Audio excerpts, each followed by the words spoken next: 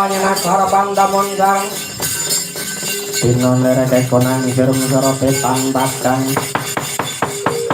Kasolan pacaring purnamen gegono wah latalah layak to layak onangin sembribit wangi hambune tekon data ono pawangan ngaglah gedhe dur ono madyane detalan bocah gagah sapa haramu wah